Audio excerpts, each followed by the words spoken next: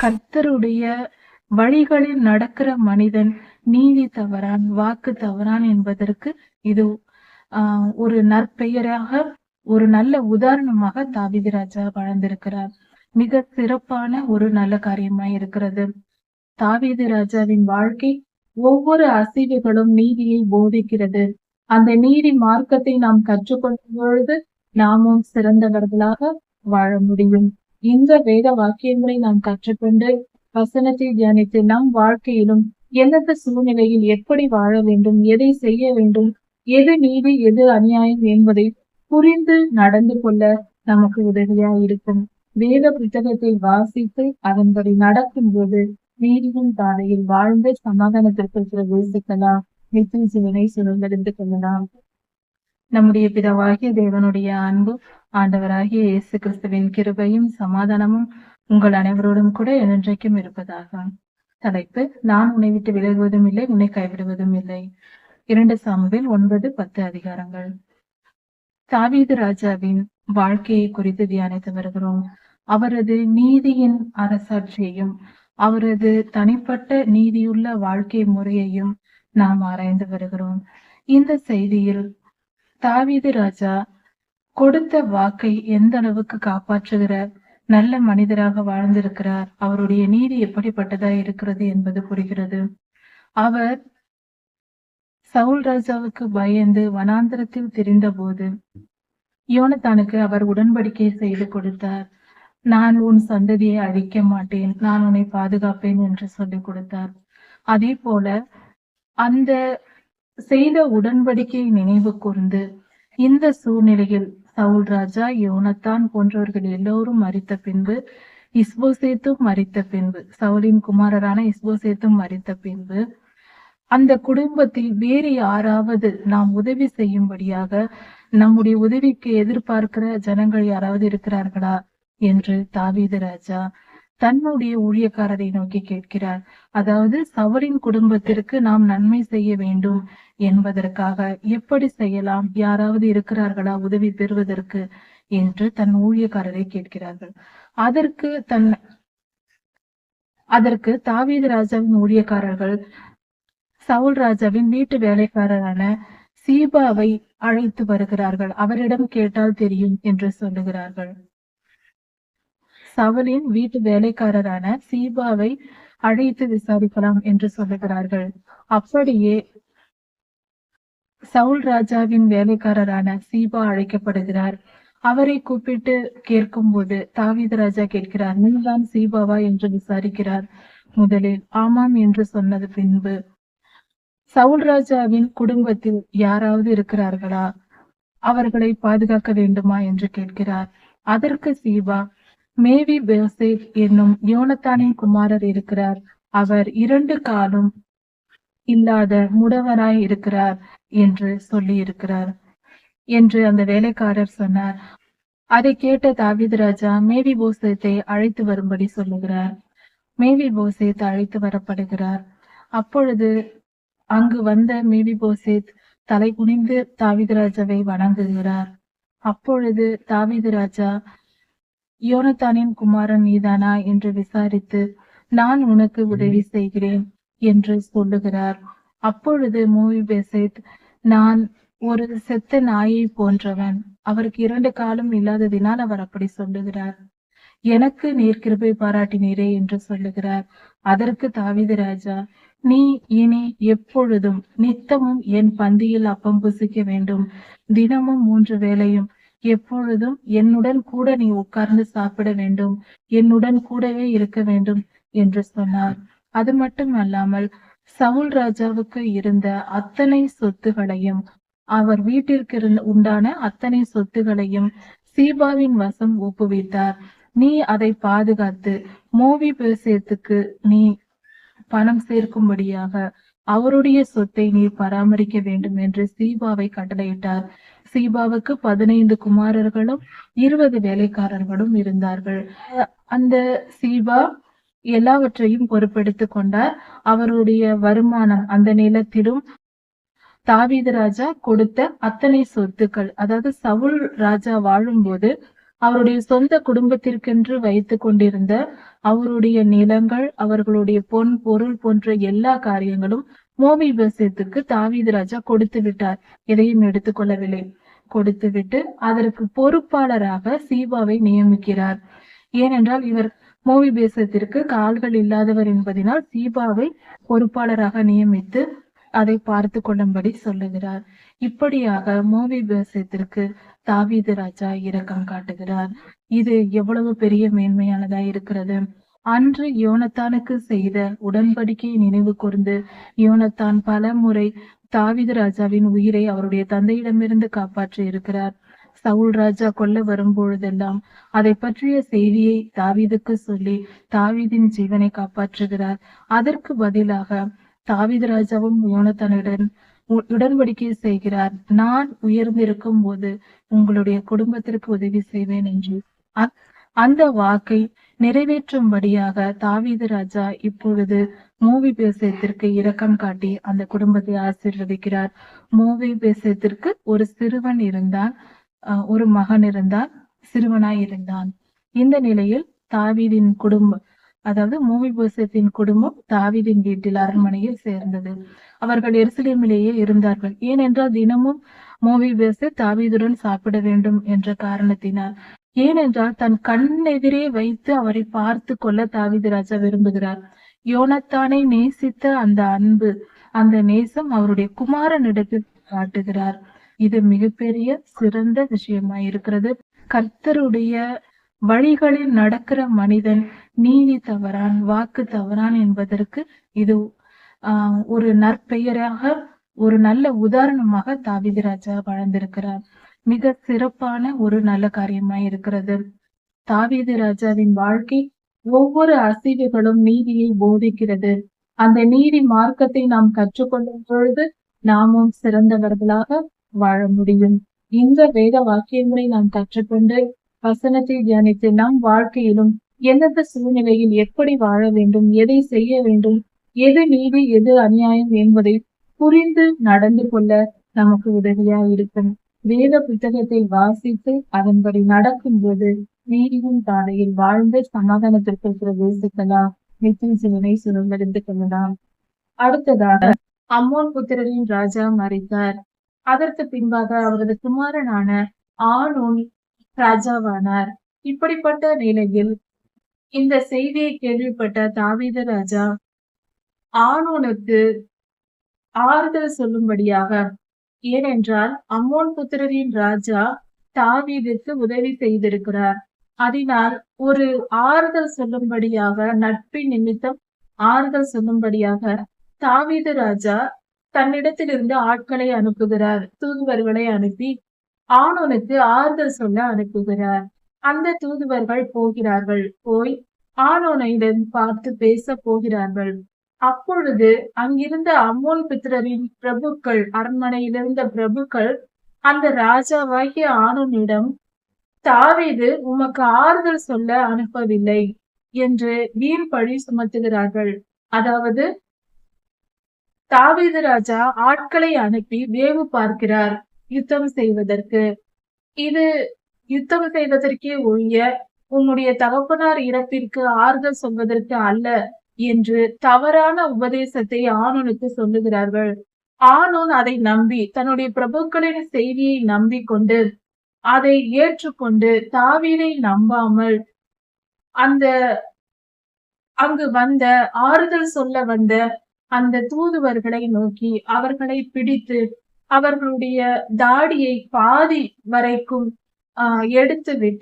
தாடியை எடுத்துவிட்டு அவர்கள் உடைகளை பாதி வெட்டி அலங்கோலப்படுத்தி அவர்களை அனுப்பிவிட்டார். அவர்கள் சட்டை இல்லாமலும் பாதி தாடியுடனும் அவர்கள் திருப்பி அனுப்பப்பட்டார்கள். அவமானப்படுத்தப்பட்டு அனுப்பப்பட்டார்கள். இந்த செய்தி அவர்கள் வந்து சேரும் முன்னே தாவீது ராஜாவுக்கு சொல்லப்பட்டது. அதை கேட்ட தாவீது ராஜா அவர்களை, அங்கேயே எரிகோவிலேயே நில்லுங்கள், அங்கேயே இருங்கள், உங்களுடைய தாடி வளரும் வரைக்கும் நீங்கள் அங்கேயே இருங்கள் என்று ஆட்களை அனுப்பி சொல்லி அங்கேயே தங்க வைத்தார். பின்பு தாவீது ராஜா யுத்தத்திற்கு புறப்பட்டார் அம்மோன் புத்திரரை நோக்கி. தாவீது ராஜா கோபமாய் இருக்கிறார் என்பதை அறிந்து கொண்ட அம்மோனியர்கள், அம்மோனின் ராஜா ஆனூன் தன்னுடன் சேர்ந்து யுத்தம் செய்வதற்காக பல கூலி படையாட்களை தேடிக்கொண்டான். சுமார் 3-4 தேசங்களில் இருந்து 50,000-த்திற்கும் மேற்பட்ட ஆட்களை தேர்ந்து கொண்டு யுத்தத்திற்கு தனக்கு துணையாக தெரிந்து கொண்டு ஆயத்தப்படுத்திக் கொண்டான். அப்படி ஆயத்தப்படுத்தி இருக்கும் பொழுது தாவீது ராஜா தன்னுடைய சேனையோடு யோவாபை அனுப்பி அவர்களோடு யுத்தம் செய்யும்படி சொல்லுகிறார். அப்பொழுது அவர்கள் தோற்று போகிறார்கள், முறியடிக்கப்படுகிறார்கள். தாவீது ராஜாவுக்கு விரோதமாக எழும்பி வர யாருக்கும் துணிவில்லை என்ற நிலையில் இருந்தது. இப்படியாக தாவீது ராஜா இஸ்ரவேலை நீதியின்படியும் நியாயத்தின்படியும் அவர் ஆளுகை செய்து தனிப்பட்ட மனிதனாக கர்த்தருக்கு பிரியமாய் நடந்தார். தன் தேசத்தையும் பரிசுத்தமாக காத்து கொண்டு நீதியின்படியும் நியாயத்தின்படியும் நியாயம் விசாரித்து அவர்களை வழி நடத்தினார். தேசத்தை ஆளுகை செய்தார்.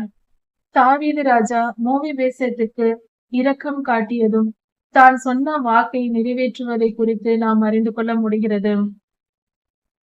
தாவீது ராஜா மோவிபேசேத்திற்கு இரக்கம் காட்டிய காரியத்திலிருந்து அவருடைய வாக்கு தவறாமை நமக்கு புரிகிறது. நாமும் அப்படியே வாழ வேண்டும்.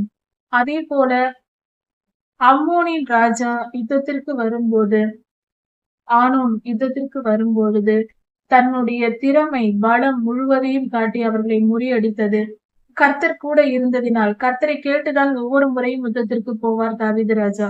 கர்த்தரின் சித்தத்தை செய்து அதனால் எல்லாவற்றிலும் வெற்றி பெற்ற அவருடைய திறமை, அவருடைய நேர்மை, அவருடைய கீழ்ப்படிதல், கர்த்தருக்கு கீழ்ப்படுகிற குணம், அவருடைய தாழ்மை எல்லாம் விளங்குகிறது. இப்படிப்பட்ட நற்குணங்களை தாவீது ராஜாவின் வாழ்க்கையிலிருந்து நாம் கற்றுக்கொண்டு நம்முடைய வாழ்க்கையிலும் இவ்வுலக வாழ்க்கையில் நீதி நியாயங்களின்படி நடந்து கர்த்தருக்கு கீழ்ப்படிந்து நாம் இருதயத்தை தாழ்த்தி பரிசுத்தமாய் வாழ்வோம். கர்த்தருக்கு பிரியமானவர்களாய், கர்த்தருடைய இருதயத்திற்கு ஏற்ற மனம் உள்ளவர்களாய் நாம் மாறுவோம். 2 சாமுவேல் 11ஆம் அதிகாரம். எந்த காரியத்தை செய்வதற்கும் அதற்கென்று ஒரு நேரம் உண்டு என்று வேதம் சொல்லுகிறது. நட ஒரு காலம் உண்டு, அதை பிடுங்க ஒரு காலம் உண்டு என்று சொல்லப்படுகிறது. அதுபோல எந்த ஒரு காரியத்திற்கும் காலம் நேரம் உண்டு. நம்முடைய வாழ்க்கையிலும் கர்த்தர் கொடுத்திருக்கிற நேர காலங்களை நாம் அறிந்து செயல்பட வேண்டும். எந்த காலத்தில் நாம் எதை செய்ய வேண்டும் என்கிற ஒரு வரைமுறை இருக்கிறது. அதன்படி நாம் நடந்து கொள்ள வேண்டும். குடும்பத்தில் திருமணமான பெண்கள் தங்கள் குழந்தைகளை பெற்றெடுக்கும் பொழுது அதை பெற்றெடுத்து அதை வளர்க்க ஒரு காலம் உண்டு. அந்த நேரத்தில் அவைகளை நாம் சரியாக செய்ய வேண்டும். பெண்களுக்குரிய மிகப்பெரிய பொறுப்பு குழந்தை பேரு. குழந்தையை பெற்றெடுப்பது மட்டுமல்ல, அதை பேணி வளர்த்து காப்பாற்றுவதும் பெண்களின் கடமையா இருக்கிறது. அந்த ஏற்ற காலத்தில் அதை நாம் செய்ய வேண்டும். நாம் ஒவ்வொரு பெண்களும் தங்கள் பிள்ளை பேற்றை நினைத்து பார்க்க வேண்டும். அது பெண்களுக்குரிய கடமையா இருக்கிறது. பிள்ளை பெற்றெடுப்பதும் அதை சரியாக வளர்ப்பதும் பெண்களின் கடமையா இருக்கிறது. அதை சரிவர செய்ய வேண்டும். இந்த இடத்தில் தாவீது ராஜா செய்த தவறு என்ன? அவர் தாவீது ராஜா ஒரு சிறிய தவறை செய்கிறார். அதன் விளைவு மகா பெரிய ஒரு கொலையில் போய் முடிகிறது. கர்த்தருடைய பார்வையில் மகா பெரிய பாவமாய் அது செய்து நடந்து முடிகிறது. அதாவது தாவீது ராஜா யுத்தத்திற்கு ராஜாக்கள் புறப்படும் காலம் வந்தது. யுத்தம் வந்திருக்கிறது. தாவீது ராஜா யுத்தத்திற்கு புறப்படும் நேரம் வந்தது. அப்பொழுது தாவீது தன்னுடைய இஸ்ரவேல் ஜனங்கள் எல்லோரையும் யோவாப் என்னும் இராணுவ தலைவன் முன்னிலையில், அவருடைய தலைமையில் யுத்தத்திற்கு அனுப்பிவிட்டார். அவர்கள் சென்று பாளையம் இறங்கி இருந்தார்கள் யுத்தத்திற்காக. இப்படிப்பட்ட சூழ்நிலையில் தாவீது ராஜா யுத்தத்திற்கு போகாமல் தன் வீட்டில் படுத்து தூங்கிக் கொண்டிருந்தார். பகல் நேரத்தில் தூங்கிக் கொண்டிருந்தார். அவர் சாயங்கால நேரத்தில் விழித்து எழுந்திருக்கிறார். தூக்கத்திலிருந்து எழுந்திருக்கிற நேரம் சாயங்காலமா இருக்கிறது. அப்படி அவர் உறங்கி எழுந்த பின்பு தன்னுடைய அரண்மனையிலிருந்து அவர் வெளியே பார்க்கிறார். அப்பொழுது ஒரு பெண் குளித்துக் கொண்டிருப்பதை பார்க்கிறார். அதை பார்த்து அந்த பெண்ணின் மேல் ஆசைப்பட்டு அந்த பெண்ணை அழைத்து வரும்படி சொல்லுகிறார். இப்படி ஒரு தவறான காரியத்தை தாவீது ராஜா சொல்லுகிறார்.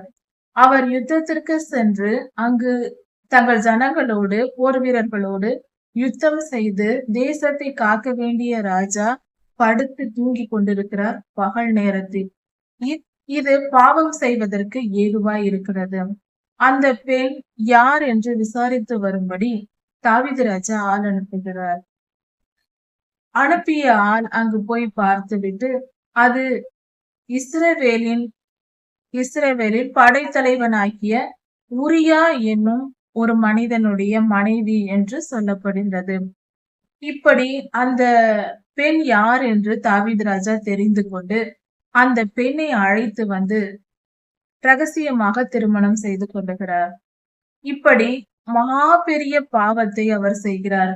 அதாவது 10 கட்டளைகளில் ஒன்று இச்சியாதிருப்பாயாக என்ற கட்டளை. அந்த இச்சியாதிருப்பாயாக என்ற கட்டளை என்பது பிறருடைய ஆடு மாடுகளையாவது, பிறருடைய வயல்களத்தையாவது, பிறருடைய வீட்டையாவது, பிறருடைய வேலைக்காரர்களையாவது, பிறனுடைய மனைவியையாவது இச்சியாதிருப்பாயாக என்று கர்த்தர் 10 கட்டளைகளில் ஒன்றாக கொடுத்திருக்கிறார்.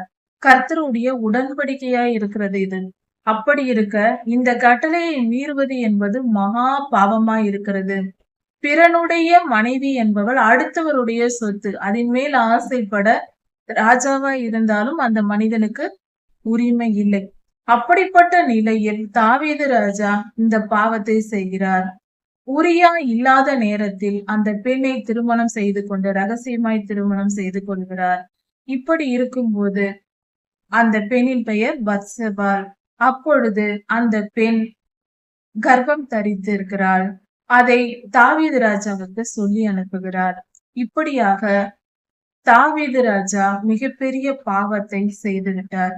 இந்த நிலையில் தாவீது ராஜா ஒரு பாவத்திற்கு மேல், பாவம் என்பது ஒன்றின் மேல் ஒன்றாக வளர்ந்து கொண்டு மாடிப்படி போல ஒன்றின் மேல் ஒன்று வளர்ந்து கொண்டே போகும்.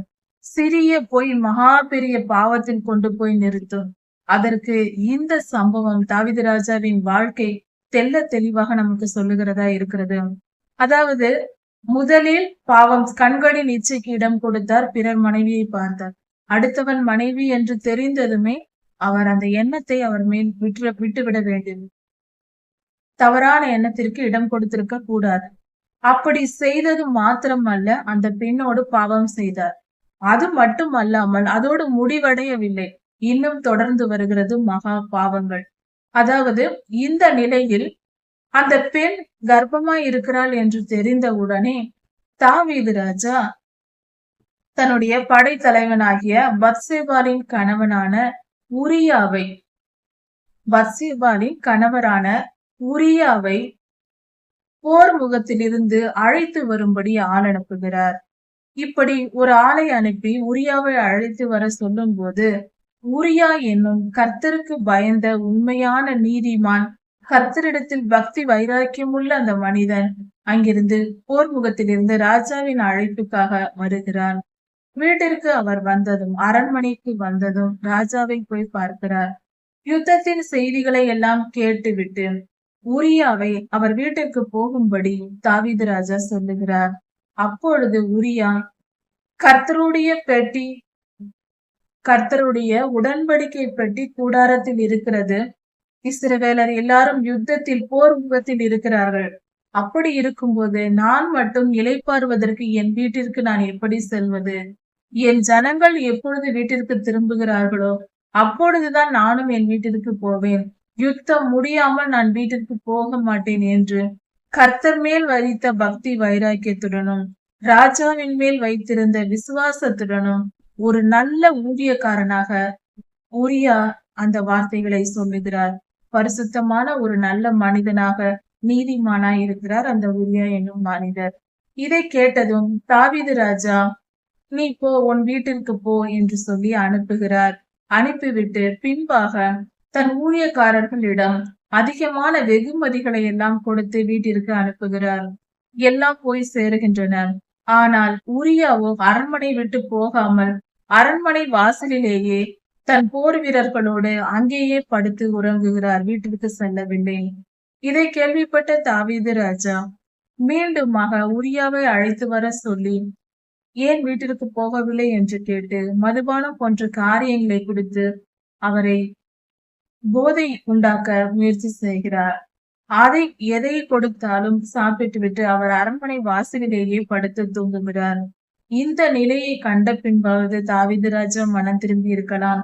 எப்படிப்பட்ட உத்தமனாய் அவர் இருக்கிறார் என்று அறிந்து தன்னை மன்னிப்பு கேட்டிருக்கலாம். ஆனால் அதையும் செய்யாமல் அவர் உரியாவினிடம் ஒரு சீட்டு ஒன்றை எழுதி கொடுக்கிறார். அதாவது போர் முகத்தில் இருக்கிற யோவாப் என்னும் தளபதியிடம் கொண்டு போய் இதை கொடு என்று உரியாவிடம் கொடுக்கிறார்.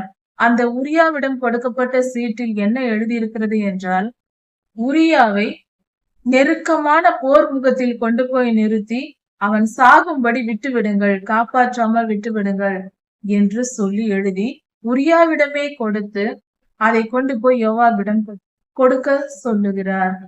தாவீது ராஜாவின் செயலாய் இருக்கிறது இது. எப்படிப்பட்ட உத்தமனான மனிதன் இந்த அளவுக்கு பாவம், கண்களின் இச்சை, மாம்சத்தின் இச்சை, இவ்வளவு பெரிய தீமையான அருவருக்கத்தக்க காரியத்தை செய்யும்படியாக அவர் இருதயத்தை பொல்லாத வேசித்தன ஆவி ஆளுகை செய்து இப்படியாக பாவம் செய்ய தூண்டுகிறது. தாவீது ராஜா மதி இழந்து இந்த காரியத்தை இப்படி செய்கிறார். இதை உரியா கொண்டு போய் அந்த சீட்டை யோவாபிடம் கொடுத்து, உரியாவுக்கு தெரியாது அதில் என்ன எழுதியிருக்கிறது என்று தெரியாது. அவரை கொண்டு போய் கொடுத்த பின்பு யோவாப் தாவீது ராஜாவின் சொல்படியே அந்த செயலை செய்து முடித்தார். உரியா நெருக்கமான போர் முகத்தில் அனுப்பிவிடப்பட்டு எதிரிகளால் கொல்லப்பட்டார். இப்பொழுது இந்த பழி எதிரிகள் மேல் விழுந்தது. உரியாவை கொன்றது யாரும் இல்லை என்று, இவர்கள் தப்பித்துக் கொண்டார்கள் என்று இஸ்ரவேலர், அதாவது தாவீது ராஜா நினைத்தார். இப்படி உரியா இறந்த செய்தி பத்சேபாலுக்கு சொல்லப்பட்டது. உரியாவின் மனைவிக்கு பத்சேபால் துக்கம் கொண்டாடினார். அதன் பின்பாக தாவீது ராஜா அவளை அழைத்து திருமணம் செய்து கொண்டார். வெளிப்படையாக எல்லாரும் தெரியும்படியாக திருமணம் செய்து கொண்டார். அவர்களுக்கு ஒரு குழந்தை பிறந்தது. இந்த காரியத்தில் யாருக்கும் தெரியாது என்று தாவீது ராஜா நினைத்திருக்கலாம். ஆனால் கர்த்தர் அறியாத காரியம் ஒன்றுண்டோ? அவர் சகலத்தையும் அறிந்தவர் அல்லவா? அவர் கண்களுக்கு மறைவானது இந்த பூ உலகத்தில் ஒன்றும் இல்லை. மனிதர்களை ஏமாற்றலாம், எப்படிப்பட்டவர்களும் திறமைசாலிகளை கூட ஏமாற்றலாம். ஆனால் கர்த்தரை ஏமாற்ற ஒருவனாலும் கூடாது. மண்ணான மனிதன் நாம் என்பதை உணர்ந்து கொள்ள வேண்டும். இப்படிப்பட்ட மகா பெரிய பாவத்தை செய்துவிட்டு தாவீது ராஜா அமைதியா இருந்தார். கர்த்தர் இவை எல்லாவற்றையும் பார்த்து மிகுந்த வேதனையுற்று, தாவீதின் காரியம் கர்த்தருக்கு பொல்லாப்பாய் இருந்தது. இப்படிப்பட்ட காரியத்தை ஏன் இந்த தாவீது செய்ய வேண்டும்? தாவீது கேட்டதையெல்லாம் கர்த்தர் கொடுத்தார். தாவீது ராஜாவின் ஜெபத்தை கர்த்தர் கேட்டார். எல்லா காரியங்களையும் செய்தார். சகல ஆசீர்வாதங்களினாலும் நிரப்பினார். ஆனால் தாவீதின் மதியோ புத்தி இழந்து, ஞானம் இழந்து, கர்த்தரை அறிந்த ஒரு மனிதன் செய்யக்கூடாத செயலை, இப்படிப்பட்ட மகா பெரிய பாவத்தை செய்தார். 10 கட்டளைகளில் ஒன்றை மீறினார். கர்த்தருக்கு விரோதமாய் தன் இருதயத்தை ஏவினார். இப்படியாக அந்த பொல்லாத ஆவிக்கு செவி கொடுத்ததினால், சுய புத்தியை இழந்து, பொல்லாத ஆவியின், வேசித்தன ஆவியின் ஆளுகைக்கு, இச்சைக்கு இடம் கொடுத்ததினால் இப்படிப்பட்ட பாவம் தாவீது ராஜாவின் மேல் சூழ்ந்தது. இதன் விளைவு என்ன? கர்த்தர் சும்மா விட மாட்டார். அது யாராய் இருந்தாலும் சரி, எப்படிப்பட்ட நீதிமானாய் இருந்தாலும் சரி, எப்படிப்பட்ட மிகப்பெரிய ஊழியக்காரராய் இருந்தாலும் சரி, அவர்கள் கர்த்தருக்கு விரோதமாய் பாவம் செய்தால் கர்த்தர் விட்டுவிடவே மாட்டார். கர்த்தருடைய பிள்ளைகளுக்கு தான் முதலில் நியாய தீர்ப்பு வரும். இவ்வுலக வாழ்க்கையிலேயே அவர்கள் செய்த உடனேயே நியாய தீர்ப்பு வரும். கர்த்தர் நீதி உள்ளவர், நீதி தவறாதவர். ஒருவனும் அவர் மேல் குற்றம் சாட்ட முடியாது. கர்த்தர் தான் நேசிக்கிற ஒரு மனிதன் பாவம் செய்தால் விட்டுவிட மாட்டார். இவன் என் மகன், என் செல்ல பிள்ளை, என் சொல் பேச்சு கேட்கிறவன் என்று அவனை சும்மா விட்டுவிட மாட்டார். அதனால் நாம் கர்த்தருடைய பிள்ளைகள், அதனால் நாம் என்ன வேண்டுமானாலும் செய்து கொள்ளலாம் என்று நினைத்தால் நம்மை விட முழு முட்டாள் வேறு யாரும் இல்லை.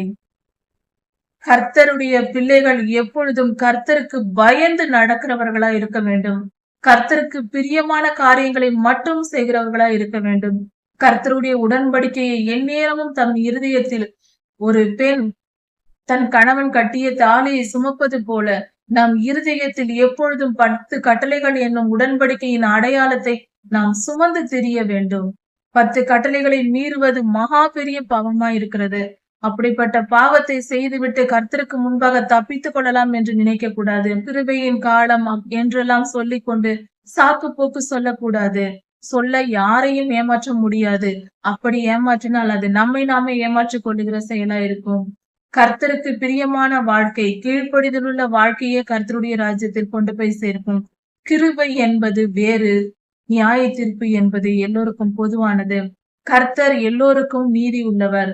அவர் பாரபட்சம் பார்க்கிறவர் அல்ல. யார் தவறு செய்தாலும் அவர்களை தண்டிப்பார்.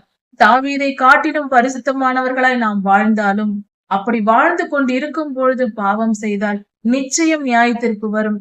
கர்த்தருடைய அடிகள் பயங்கரமானவைகளாய் இருக்கும். கர்த்தர் அவர் நீதி உள்ளவர். அவருடைய நீதியின் சுபாவம் எந்த இடத்திலும் மாறாது. 2 சாமுவேல் 12ஆம் அதிகாரம். கர்த்தர் நீதி உள்ளவர். அவர் யாராய் இருந்தாலும், எப்படிப்பட்ட கர்த்தருக்கு பிரியமான மனிதராய் இருந்தாலும், அவர்கள் பாவம் செய்தால் அவர்களையும் தண்டிப்பார். அவர் பட்சபாதம் உள்ளவர் அல்ல என்பதை குறித்து இந்த வேத பகுதியில் நாம் கற்றுக்கொள்ளலாம். தாவீது ராஜா பத்சபாளிடத்தில் பாவம் செய்தார், உரியாவை கொன்று போட்டார் என்று பார்த்தோம். பின்பு பத்சேபாலை திருமணம் செய்து கொண்டார். அவர்களுக்கு குழந்தை பிறந்தது. இந்த நிலையில் நாத்தான் தீர்க்கதரிசியை கர்த்தர் தாவீது ராஜாவினிடத்தில் அனுப்பினார். நாத்தான் தீர்க்கதரிசி தாவீதினிடத்தில் போனார். போய் ஒரு கதை சொல்வது போல ஒரு காரியத்தை சொன்னார். அதாவது, ஒரு பட்டணம் இருந்தது. அந்த பட்டணத்தில் ஒரு பணக்காரன் ஒரு மனிதனும் ஒரு ஏழை ஒருவனும் இருந்தார்கள். பணக்காரனுக்கு திரளான ஆடு மாடுகள் இருந்தது. அதிகமான ஆடுகள் மாடுகள் எல்லாமே இருந்தது. அவன் வீட்டின் அருகில் இருந்த ஒரு ஏழைக்கோ ஒரு சிறிய ஆட்டுக்குட்டி ஒன்று மட்டும் இருந்தது. அவனுக்கு ஐஸ்வர்யம் எதுவும் இல்லை. ஒரு சின்ன ஆட்டுக்குட்டி மட்டும்தான் அவனுக்கு சொத்தாய் இருந்தது. அந்த ஆட்டுக்குட்டி ஒரு பிள்ளையை போல அவனுக்கு இருந்தது. அவன் மடியில் படுத்துக் கொள்ளும். அவன் சாப்பிடும் போது அவனோடு கூட அந்த ஆகாரத்தை புசிக்கும். மிகவும் செல்லமாக அந்த ஏழை மனிதனுடைய பிள்ளைகளோடு பிள்ளையாக வளர்ந்து வந்தது அந்த சிறிய ஆட்டுக்குட்டி. இப்படி இருக்கிற நிலையில் அந்த ஐஸ்வர்யவான் வீட்டிற்கு ஒரு வழிபோக்கன் ஒருவன் வந்தான். வந்த மனிதனுக்கு விருந்து கொடுப்பதற்காக அந்த ஐஸ்வர்யவான் தன் வீட்டில் இருக்கிற ஆடுகளையோ மாடுகளையோ எடுத்து வெட்டி சமைக்க மனமில்லை.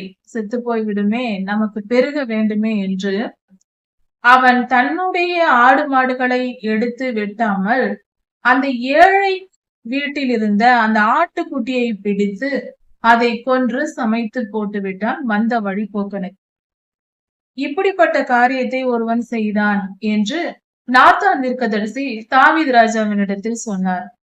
இதை தாவீது ராஜா கேட்டுக்கொண்டிருந்து விட்டு, அப்படிப்பட்டவன் கொலை செய்யப்பட வேண்டும். அவன் 1க்கு 4ஆக நாலத்தனியாய் அவன் திரும்பி கொடுக்க வேண்டும் என்று கோபமாக தாவீது ராஜா நியாய தீர்ப்பை கொடுத்தார். இதை கேட்ட நாத்தான் தீர்க்கதரிசி உடனே அந்த மனிதன் நீதான் என்று சொன்னார். அது வேறு யாரும் அல்ல, நீதான் அந்த மனிதன் என்று சொன்னார். கர்த்தர் உனக்கு எவ்வளவு ஆசீர்வாதங்களை கொடுத்திருக்கிறார். ஆடு மாடுகளின் பின்பாக சென்று நீ ஆடு மேய்த்து கொண்டிருந்த உன்னை எடுத்து ராஜ்யத்தை பிடுங்கி உன் கையில் கொடுத்தார். அவருடைய குடும்பத்தை கொடுத்தார். அவரது மகளை கொடுத்தார். சவுல் ராஜாவின் வீட்டிற்கே நீ அதிகாரியானாய். இவ்வளவு பெரிய ஆசீர்வாதத்தை கொடுத்திருக்கிறார். உனக்கு எத்தனை பெண்களை, எவ்வளவு காரியங்களை கர்த்தர் உனக்கு கொடுத்திருக்கிறார். இவை எல்லாம் உனக்கு போதாது என்று கேட்டாலும் இன்னும் அதிகமாய் கர்த்தரிடம் கேட்டால் கொடுப்பார். அப்படி இருக்க நீ இந்த பொல்லாத காரியத்தை செய்தது என்ன என்று நாத்தான் தீர்க்கதரிசி சொன்னார். அது மட்டும் அல்லாமல் உரியாவின் மனைவியாகிய பத்சேபாளை பெறுவதற்காக அம்மோன் புத்திரரின் பட்டயத்தால் நீ உரியாவை கொன்றாய் என்று நாத்தான் தீர்க்கதரிசி சொன்னார். இந்த இடத்தில் கவனிக்க வேண்டும், உரியாவை கொன்றது அம்மோன் புத்திரரின் படை வீரர்கள். இதுதான் உலக பார்வையில் நாம் பார்க்கிற செயல். நாம் என்ன சொல்வோம்? உரியா எந்த இடத்தில் செத்தார்? போர் முகத்தில் செத்தார். அந்த இடத்தில் தாவீது ராஜாவே இல்லை. அம்மோன் புத்திரர் யுத்தம் செய்யும் போது பட்டயத்தால் கொன்று போட்டார்கள்.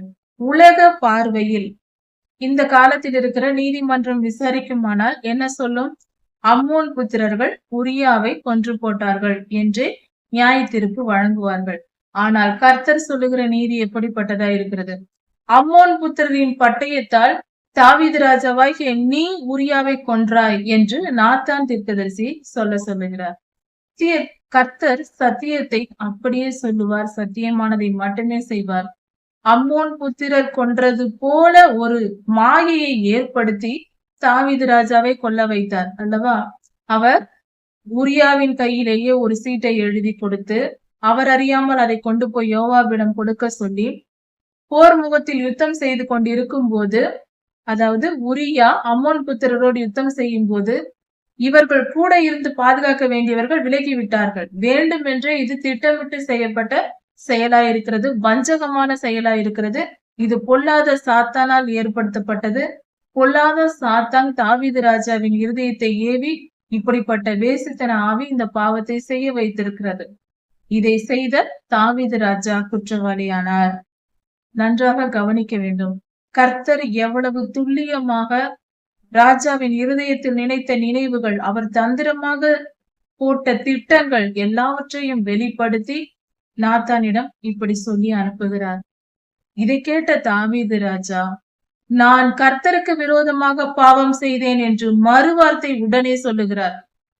கவனி, இதே இந்த காலத்தில் வாழ்கிற மனிதர்களாய் இருந்தால் இல்லவே இல்லை, நான் எப்படி ஒரு கோர்ட் விசாரிக்கிறது என்று வைத்துக் கொண்டால் கூட நான் இல்லவே இல்லை, அந்த இடத்திலேயே இல்லை, நான் வீட்டில் அரண்மனையில் இருந்தேன், உரியா போர்முகத்தில் கொல்லப்பட்டார், எனக்கும் அதற்கும் சம்பந்தம் இல்லை என்று வக்கீலை வரைத்து வாதாடி விடுவார்கள் இந்த காலத்தில் இருந்தார். ஆனால் உண்மை என்ன? தாவீது ராஜாவின் செயல் என்ன? இதில் தான் அவர் உத்தமனாய் இருக்கிறார். அவர் பாவம் செய்தார், அவர் பாவம் செய்தது உண்மை, அதற்கு நியாய தீர்ப்பு கொடுக்கப்பட வேண்டியது உண்மை. ஆனால் அவர் செய்த பாவத்தை சுட்டி காட்டியதும், தீர்க்கதரிசி ஆகிய நாத்தான் சுட்டி காட்டியதும், நான் கர்த்தருக்கு விரோதமாக பாவம் செய்தேன் என்று ஒப்புக்கொண்டு அறிக்கை செய்து மனம் திரும்பினார். இதை நாம் நன்கு இந்த இடத்தை கவனிக்க வேண்டும். எந்த மனிதனும் தன்னை அறியாமல் அல்ல, தான் தெரிந்தேதான் பொல்லாத ஆவிகளினால் ஏவப்பட்டு இச்சையின் சுபாவம் நமக்குள் இருப்பதினால் தவறு நேர்ந்து விட்டார். உடனே கர்த்தருக்கு முன்பாக அந்த பாவத்தை நான் செய்தேன் என்று ஒப்புக்கொண்டு அறிக்கை செய்து அதை விட்டு மனம் திரும்பி விட வேண்டும். அறிக்கை செய்வதும் முக்கியம், மனம் திரும்பி விட வேண்டும். அந்த பாவத்தை இனி தொடரக்கூடாது. அறிக்கை செய்துவிட்டு பாவத்தை தொடர்ந்து கொண்டே இருந்தால் அதற்கு பேர் மனம் திரும்புதல் அல்ல, மன்னிப்பு கிடைக்காது. முதலில் அந்த பாவத்தை நான் செய்தேன், என் தேவனே என்னை மன்னியும் என்று அவருடைய பாதத்தில் விழுந்து மன்னிப்பு கேட்க வேண்டும். மன்னிப்பு கேட்டு அதை நாம் விட்டு விட வேண்டும். அப்பொழுது அதற்கு, அதாவது மனம் திரும்புதல் என்றாலே அந்த பாவம் நம் இருதயத்தை விட்டு போய்விட வேண்டும். பாவம் செய்கிற எண்ணம் நம்மை விட்டு போனால்தான் அதற்கு பெயர் மனம் திரும்புதல். அப்படிப்பட்ட மனம் திரும்புதல் நமக்கு உண்டானால் பாவ மன்னிப்பு நமக்கு நிச்சயம் கிடைக்கும். இந்த இடத்தில் உடனே பாவ மன்னிப்பையும் நாத்தான் தீர்க்கதரிசி சொல்லுகிறார். உன் பாவங்கள் மன்னிக்கப்பட்டது, ஆனால் கர்த்தருடைய சத்துருக்கள் தூஷிக்காதபடிக்கு, கர்த்தரை தூஷிக்காதபடிக்கு உனக்கு பிறந்த பிள்ளை செத்து போகும் என்று சொன்னார். இதை நன்கு கவனிக்க வேண்டும். கர்த்தருடைய விரோதிகள், கர்த்தருடைய, அதாவது சாத்தானின் பிள்ளைகள், ஒருவேளை இந்த காரியத்திற்கு கர்த்தர் தாவீது ராஜாவுக்கு தண்டனை கொடுக்காமல் விட்டிருந்தால் இன்றைய உலகத்தில் வாழ்கிற மக்கள் என்ன சொல்வார்கள்?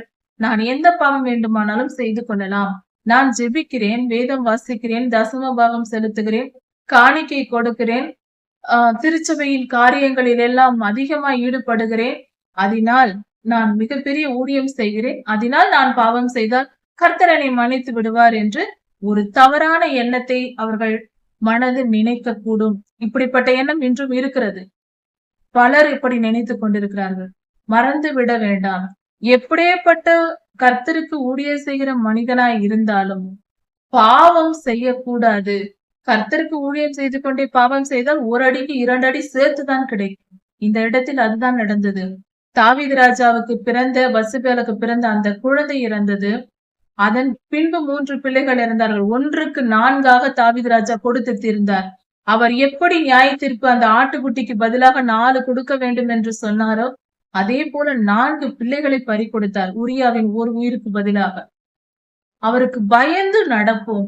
அது சுலபமானது. அவர் அன்பு நம்மை தேற்றும், பலப்படுத்தும், பரிசுத்தமாய் வாழ நமக்கு உதவி செய்யும் இருக்கும். பரிசுத்தமே சுகமான அனுபவம். பாவம் தான் கசப்பானது. பாவம் கசப்பானது. அது இனிமையானது போல வேஷம் தரித்துக் கொண்டு கசப்பை கொடுக்கும், வலிகளை கொடுக்கும், வேதனைகளை கொடுக்கும். பாவம் வேதனையை தான் கொடுக்கும், சுகம் கொடுப்பதல்ல. எந்த பாவமும் வேதனையை கொடுக்கும். ஒரு போதை பொருளுக்கு அடிமைப்பட்ட மனிதனை எடுத்துக் கொள்வோம். ஒரு நாள் அந்த போதை மருந்தை அவன் உட்கொண்டு விட்டால் அதை தினசரி அவன் எடுத்துக்கொள்ள வேண்டும் என்று அவன் ஒரு வேதனையை அனுபவிக்கிறான். இப்படியாக இந்த செய்திகளை எல்லாம் நாத்தான் தீர்க்கதரிசி சொல்லிவிட்டு அவர் புறப்பட்டு சென்று விட்டார்.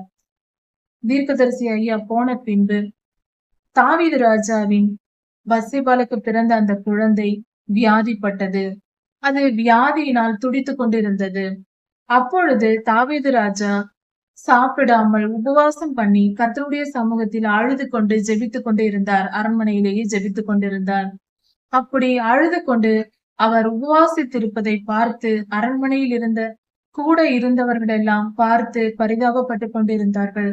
தாவீது ராஜாவின் நிலையை கண்டு அவர் தரையில் விழுந்து கடந்தார். சாப்பிடவில்லை, எந்த காரியமும் செய்யவில்லை. மிகவும் வேதனைப்பட்டு அழுது கர்த்தருடைய சமூகத்தில் ஜெபித்துக் கொண்டே இருந்தார். இப்படி இருக்கும்போது 7 நாட்கள் ஆனது. 7 நாளில் அந்த குழந்தை இறந்து விட்டது. இப்படி இந்த செய்தியை தாவீது ராஜாவினிடம் சொல்ல அங்கிருந்தவர்கள் சற்று பயப்பட்டார்கள். குழந்தை வியாதியா இருக்கும் பொழுதே இப்படி கிடந்தாரே, சாப்பிடவில்லை, தரையில் விழுந்து கிடந்தாரே, இப்பொழுது குழந்தை இறந்து விட்டது என்று சொன்னால் இவர் என்ன சொல்வாரோ, என்ன செய்வாரோ என்று தயங்கிக் கொண்டு யாரும் இந்த செய்தியை சொல்லாமல் இருந்தார்கள். இவர்கள் ஒருவருக்கொருவர் பேசுவதை தாவீது ராஜா கேட்டார். கேட்டுவிட்டு சேவகரை அழைத்து குழந்தை இறந்து விட்டதா என்று கேட்டார். அதற்கு அவர்கள் ஆமாம் ராஜா, குழந்தை இறந்து விட்டது என்று சொன்னார்கள். பின்பு தாவீது ராஜா எழுந்து போய் குளித்து வஸ்திரங்களை உடுத்திக் கொண்டு கர்த்தருடைய ஆலயத்தில் சென்று கர்த்தரிடத்தில் சமூகத்தில் ஜெபித்து விட்டு வந்து வீட்டிற்கு வந்து ஆகாரம் தரும்படி கேட்டார். அவர்கள் சாப்பாடு வைத்தார்கள், சாப்பிட்டார்.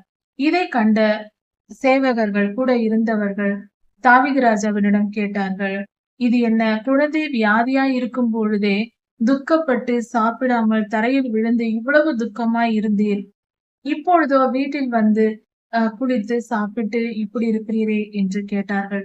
அதற்கு தாவீது ராஜா, என் பிள்ளை வியாதியாய் இருந்த பொழுது அது பிழைப்பதற்கு வாய்ப்பிருந்தது. நான் கர்த்தரை நோக்கி ஜெபித்தேன். ஒருவேளை கர்த்தர் என் ஜெபத்தை கேட்டு ஒருவேளை என் பிள்ளை குணமாகலாம், என் பிள்ளை பிழைத்துக் கொள்ளும் என்று ஜெபித்தேன். ஆனால் இப்பொழுதோ அது இறந்து விட்டது. இனி நான் துக்கமாய் இருந்து என்ன பிரயோஜனம்? இனி என் பிள்ளை இருக்கிற இடத்திற்கு நான் போவேனே ஒழிய என் பிள்ளை என்னிடத்திற்கு வராதே என்று வேதனையோடு சொன்னார். இப்படியாக இந்த காரியங்கள் எல்லாம் நடந்து முடிந்தது. தாவீது ராஜாவின் முதல் குழந்தை இறந்தது. அதன் பின்பாக தாவீது ராஜா பத்சேபாளுக்கு ஆறுதல் சொல்லி சமாதானப்படுத்தினார். பின்பு அவர்கள் இருவருக்கும் ஒரு குழந்தை பிறந்தது. அந்த குழந்தைக்கு சாலமோன் என்று பெயரிட்டார்கள். சாலமோனிடத்தில் கர்த்தர் அன்பாய் இருந்தார். கர்த்தர் நாத்தான் தீர்க்கதரிசியை அனுப்பி சாலமோனுக்கு எதிரியா என்று பெயர் வைக்க சொன்னார். அப்படியே வைக்கப்பட்டது. இப்படியாக கர்த்தர் அந்த குடும்பத்தை ஆசீர்வதித்தார். அவர் நம் பாவத்தை அகற்றி போட்டு சுத்திகரித்து நம்மை கைவிடாமல் பாதுகாக்கிற தேவனாய் இருக்கிறார். இதன் பின்பாக அம்மோன் புத்திரரோடு யோவாபும் இஸ்ரவேல் ஜனங்களும் யுத்தம் செய்து கொண்டிருந்தார்கள். அப்பொழுது யோவாப் ரஃபா என்னும் அந்த பகுதியை பிடித்து கொண்டார். இருந்தாலும் தன்னுடைய பெயர் நான் போய் அந்த யுத்தம் செய்து பிடித்தேன் என்று என் பெயர் விளங்காதபடிக்கு தாவீது ராஜாவே நீர் வந்து அந்த இடத்தை பிடித்துக் கொள்ளும் என்று யோவாப் தாவீது ராஜாவுக்கு செய்தி அனுப்பினார். இதை கேட்ட தாவீது ராஜா உடனே ஜனங்களோடு தன்னுடைய கூட இருந்த ஜனங்களோடு போய் ரஃபா பட்டணத்தை பிடித்து அதை இஸ்ரவேலுக்கு சொந்தமாக்கினார். இப்படியாக யுத்தங்கள் நடந்து முடிந்தது. அம்மோன் புத்திரர்களை வெற்றி பெற்றார்கள் இஸ்ரவேலர்கள். அவர் அடிக்கிறவர், அணைக்கிறவர், ஆறுதல் தருகிறவர். அவரிடத்தில் நாம் தவறு செய்யாமல் கீழ்ப்படிதலோடு தாழ்மையோடு வாழ்வது நமக்கு நலமாகும். 2 சாமுவேல் 13ஆம் அதிகாரம். கர்த்தர் நீதியுள்ளவர், அவர் நீதியின்படி நியாயம் தீர்ப்பார். கர்த்தருடைய பிள்ளைகள் தங்கள் வாழ்க்கையில் நடக்கிற சம்பவங்கள் எல்லாவற்றையும், அது இன்பமானதா இருக்கலாம், துன்பமானதா இருக்கலாம், எல்லாவற்றையும் கவனித்து பார்த்தால் அதில் ஒரு கணக்கு இருப்பது புரியும். கர்த்தர் நாம் செய்த நன்மைக்கு ஏற்ற அளவு நன்மையையும் தீமைக்கு ஏற்ற காரியங்களுக்கு அதற்குரிய தண்டனையையும் நம் வாழ்க்கையில் கர்த்தர் தருவதை நம்மால் அறிந்து கொள்ள முடியும். எல்லா மனிதர்களையும் பரலோகம் கவனித்துக் கொண்டிருக்கிறது. என்னை அல்ல உன்னை அல்ல என்று அல்ல, எல்லோரையும் எல்லா நிமிடங்களிலும் கவனித்துக் கொண்டிருக்கிறது. இந்த உலகத்தின் இறுதி நாளில் அப்படி இருந்தால்தான், இப்பொழுது கவனித்தால்தான் உலகத்தின் இறுதி நாளில் பரலோகம் நம்மை நியாயம் தீர்க்க முடியும். இதை குறித்து தாவீது ராஜா வாழ்க்கையில் பார்க்கலாம். நாத்தான் தீர்க்கதரிசி ஐயா சொன்ன ஆட்டுக்குட்டியின் கதைக்கு அவர் இதுதான் நியாயம் என்று சொன்னார். அவர் சொன்ன நியாயத்தின்படியே இவர் செய்த ஒரு உரியாவின் கொலைக்கு கர்த்தர் 4 பிள்ளைகளை கொன்று போட்டார். அதில் முதல் குழந்தை தாவீது ராஜாவுக்கும் பத்சேபாளுக்கும் பிறந்த முதல் குழந்தை. அது வயது 1.5 வயது உள்ள ஒரு குழந்தையா இருக்கும் போதே அது இறந்தது. இது நாத்தான் தீர்க்கதரிசி ஐயா சொன்ன பின்பு இந்த காரியம் நடந்தது. தாவீது ராஜாவின் குமாரன் அம்னோன் என்னும் ஒரு மகன் இருந்தார். அம்னோன், அதாவது தாவீது ராஜாவுக்கு அதிகமான மனைவிகள் இருந்தார்கள். ஒரு மனைவியின் குமாரன் அம்னோன், இன்னொரு மனைவியின் குமாரன் அப்சலோம். அப்சலோமின் சொந்த சகோதரி தாமார் என்னும் ஒரு பெண் இருந்தார். அந்த தாமார் கன்னி பெண்ணாய் இருந்தார், இன்னும் திருமணம் ஆகவில்லை.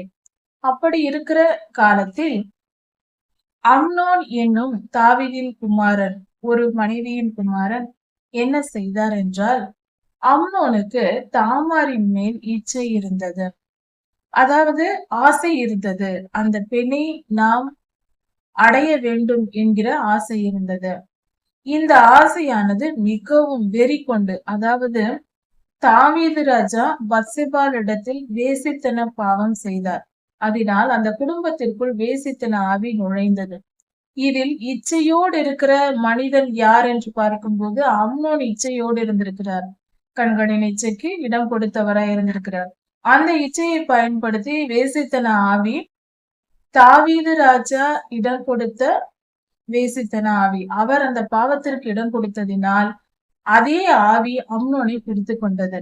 அம்னோனுக்குள் அந்த வேசித்தன ஆவி, கண்களின் இச்சையை தூண்டுகிற ஆவி அது மேலும் மேலும் அந்த மனிதனை தாமாரின் மேல் இச்சை கொள்ள தூண்டியது. இப்படிப்பட்ட நிலையில் அம்னோன் மிகவும் இளைத்து போய் மிகவும் நோயுற்றவனை போல இருந்தார். இந்த சமயத்தில் அவர் வாலிபனாய் இருந்திருக்கிறார். இந்த நிலையில் அம்னோனுக்கு அமினதாப் என்கிற ஒரு சகோதரன் இருந்தார்.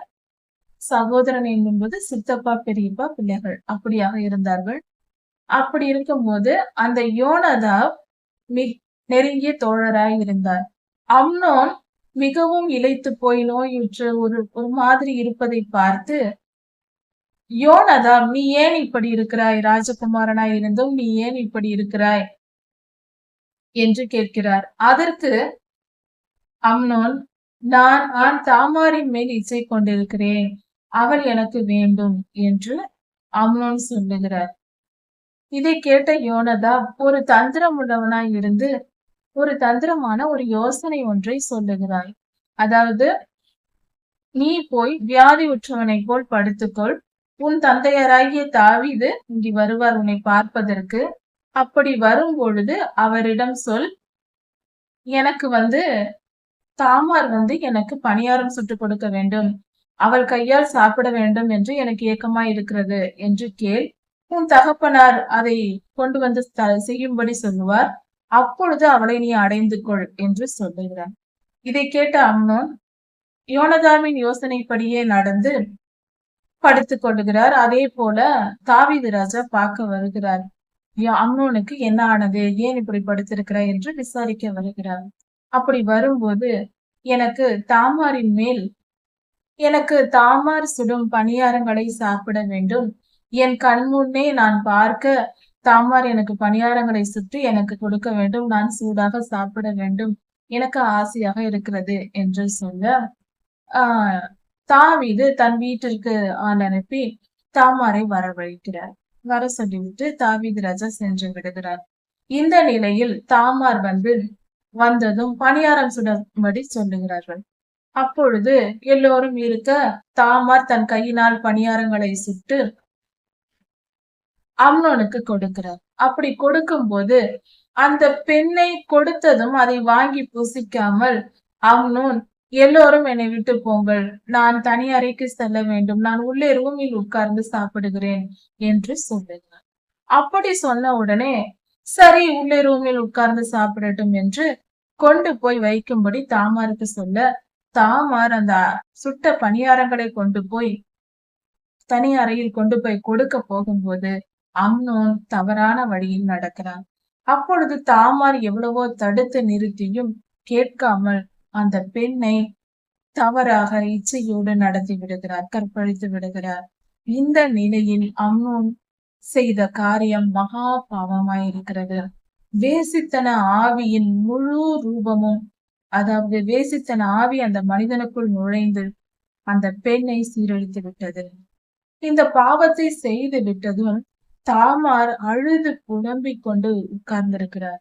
அப்பொழுது அந்த பெண்ணின் மீது கொஞ்சம் கூட இரக்கப்படாமல், நாம் இப்படி நடந்து கொண்டோமே என்ற உணர்வு இல்லாமல், அந்த பெண் அழுவதை பார்த்தும் இரக்கம் கொள்ளாமல், அந்த பெண்ணை முன்னை நேசித்ததை விட இப்பொழுது அதிகமாய் வெறுத்து அவளை வீட்டை விட்டு தன் வேலைக்காரனுக்கு கட்டளையிட்டு தாமாரை பிடித்து வெளியே தள்ளி கதவை பூட்டு என்று அம்னோன் சொல்லி விடுகிறார். அப்படியே அந்த வேலைக்காரனும் செய்து விடுகிறார். இப்படியாக தாமார் வெளியே தள்ளப்படுகிறார். அதாவது தாமார் ராஜகுமாரதி என்பதனால் ஒரு அழகான பலவர்ண அங்கி சால்வையை போர்த்தி கொண்டு இருப்பார்கள், அலங்காரமான உடைகளை அணிந்திருப்பார்கள். அந்த துணியை எல்லாம் கிழித்து கொண்டு தன்னுடைய தலையில் புழுதியை அள்ளி போட்டு கொண்டு அழுது கொண்டே தெருவில் தாமார் சென்று தனியாக போகிறார். அங்கு தன் சொந்த சகோதரனாகிய அப்சலோமின் வீட்டிற்கு சென்று அங்கே வேதனைப்பட்டு கொண்டிருக்கிறார். இந்த செய்தியெல்லாம் கேட்ட பின்பு அப்சலோம் ஒன்றும் பேசாமல் அமைதியா இருக்கிறார். இந்த வேதனையையும் அந்த கோபத்தையும் அடக்கி கொண்டு அமைதியாக இருக்கிறார். எந்த ஒரு பெரிதா எதுவும் செய்யவில்லை, அமைதியா இருக்கிறார். இந்த விஷயம் தாவீது ராஜாவுக்கு தெரிகிறது.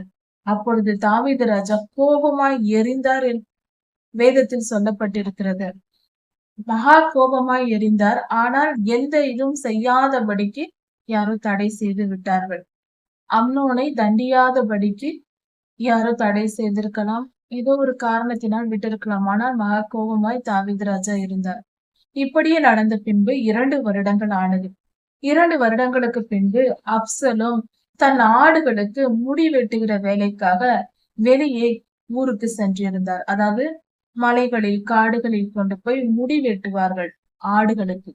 அதாவது அவ்வப்பொழுது அந்த முடிகளை வெட்டி அந்த முடிகளை விலைக்கு விற்பார்கள். அதை எடுத்து கம்பளி செய்கிற பழக்கம் இப்பொழுதும் மலை பிரதேசங்களில் உண்டு. போர்வையாக செய்வார்கள்.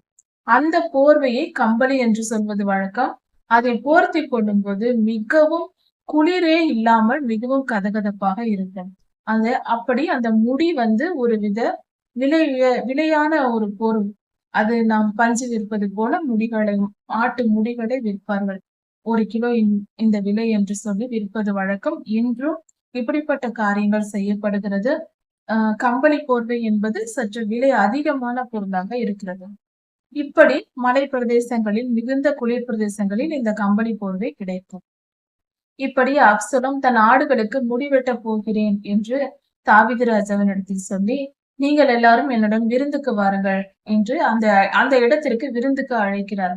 இந்த வேலையானது நீண்ட காலம் 6 மாதம், 1 மாதம், 2 மாதம் என்று இந்த வேலைகள் நடக்கலாம்.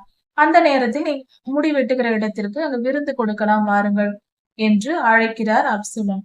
அதற்கு தாவீது ராஜா, நாங்கள் எல்லோரும் வந்தால் உனக்கு அதிகமாக செலவாகும். வேண்டாம் மகனே என்று மறுத்து விடுகிறார். அப்படியானால் அம்னோனை மட்டுமாவது என்னுடன் அனுப்புங்கள்.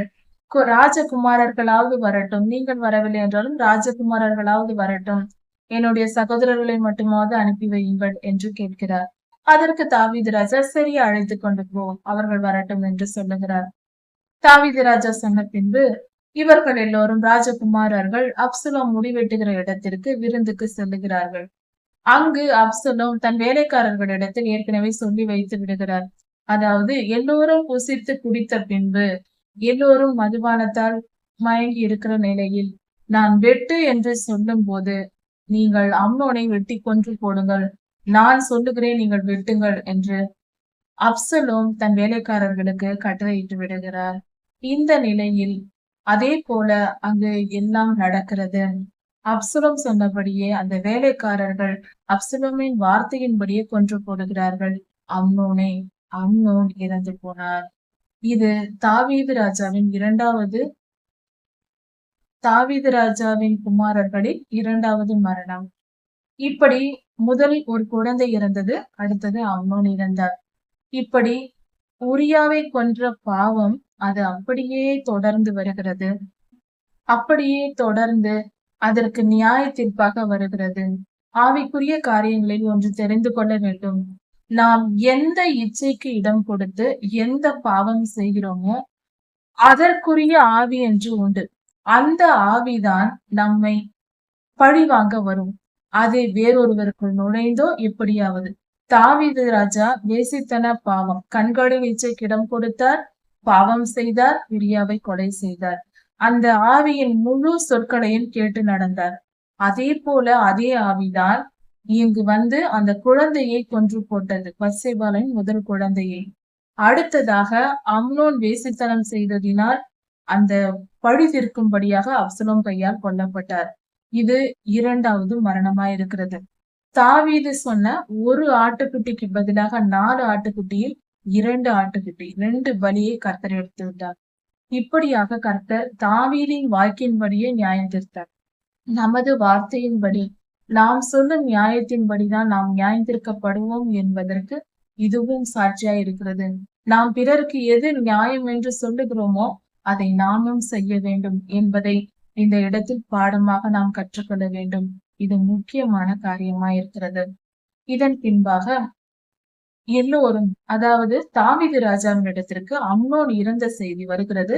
ஆனால் தவறான செய்தியாக வருகிறது. அங்கு வந்த ராஜகுமாரர்கள் எல்லோரும் இறந்து விட்டார்கள் என்று செய்தி தாவீது ராஜாவுக்கு வந்து விடுகிறது. உடனே தாவீது ராஜா தன் வஸ்திரங்களை எல்லாம் பிடித்துக் கொண்டு அழுது கொண்டு துக்கத்தினால் நிரம்பினவராய் உட்கார்ந்து விடுகிறார். அவருடைய வேலைக்காரர்களும் வஸ்திரங்களை கிழித்துக் கொண்டு துக்கம் அனுசரிக்கிறார்கள். வேதனையோடு புலம்பலோடு ஸ்தம்பித்து நிற்கிறார்கள். இப்படி அவர்கள் நினைத்துக் கொண்டிருக்கும் போது அம்னோனின் நண்பனாக இருந்த யோனதாப், அந்த திட்டத்தை கொடுத்த அந்த யோனதாப் ஓடி வந்து, ராஜகுமாரர்கள் எல்லோரும் இறக்கவில்லை, ஒருவன் அம்னோன் மட்டுமே இறந்தான். அம்னோன் தாமாருக்கு செய்த அநீதியை அப்சலோம் நினைத்திருந்து தன் சகோதரிக்காக பழி வாங்கினார் அப்சலோம் என்று யோனதாப் சொன்னான். அப்படி சொல்லிக் கொண்டிருந்து கொஞ்ச நேரத்திலேயே அங்கிருந்து ராஜகுமாரர்கள் அழுது கொண்டு புறப்பட்டு வந்தார்கள் அம்னோன் இறந்த செய்தியை கேட்டு. இதை தாவீது ராஜா கேள்விப்பட்டார். இப்படியாக அவர்கள் அம்னோனுக்காக துக்கம் கொண்டாடினார்கள். இவைகள் எல்லாம் நடந்து முடிந்தது. கர்த்தர் உங்களை ஆசீர்வதிப்பாராக. இதன் தொடர்ச்சியை அடுத்த செய்தியில் பார்க்கலாம். மாரநாதன்.